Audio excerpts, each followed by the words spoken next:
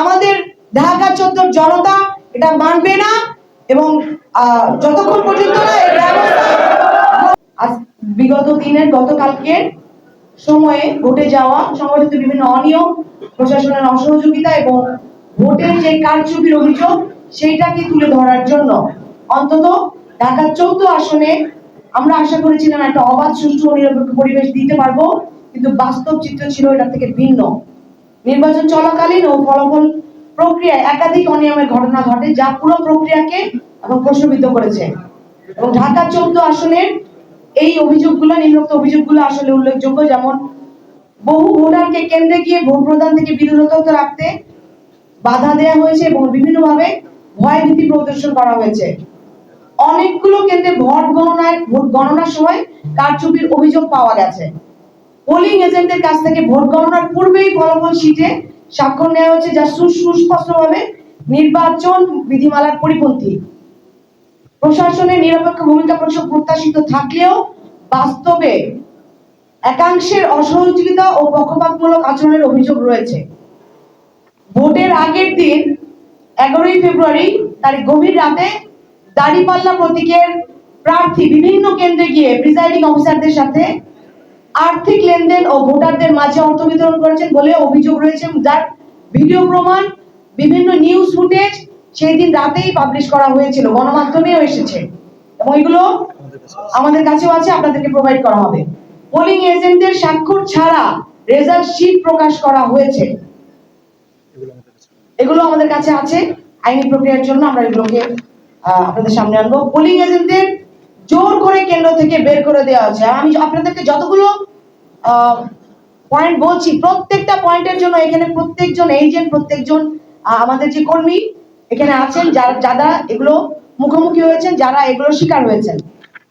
ফলাফল প্রদানে অযৌক্তিক গড়িমসি বিলম্ব করা হয়েছে। বিগত রাত 12টা মাঝরাত পর্যন্ত জানানো হয়নি কোন কেন্দ্রের কত নাম্বার ভোট, কোনোভাবেই একদম চুপ রাখা হয়েছিল। ঢাকা 14 আসনের কোনো ফল প্রকাশ হচ্ছিল না। এটা অনেক বড় একটা সন্দেহের জায়গায় নিয়ে গেছে আমাদেরকে।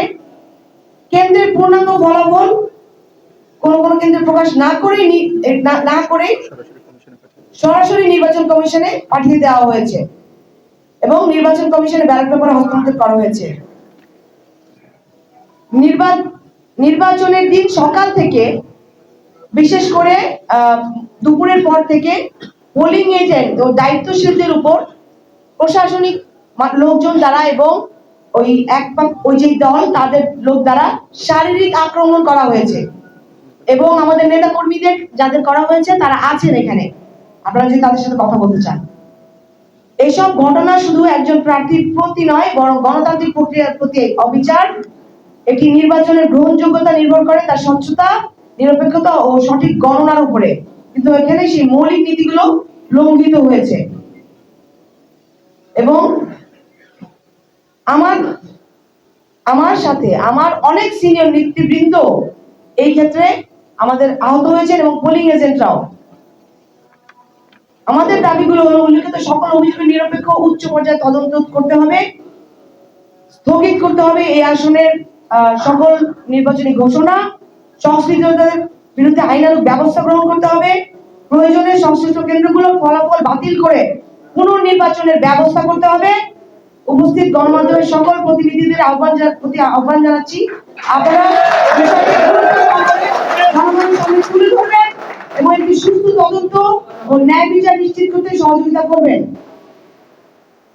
অনেক ফলাফল শিটে অনেক কেন্দ্রের বেশি কম দেখানো হয়েছে এবং আমাদের জাহানাবাদ থেকে শুরু করে, আমি আপনাদের কাছে কেন্দ্রের নামগুলো দিচ্ছি না, সকল বিস্তারিত আমাদের কাছে আছে। এইটা আমরা আশা করিনি।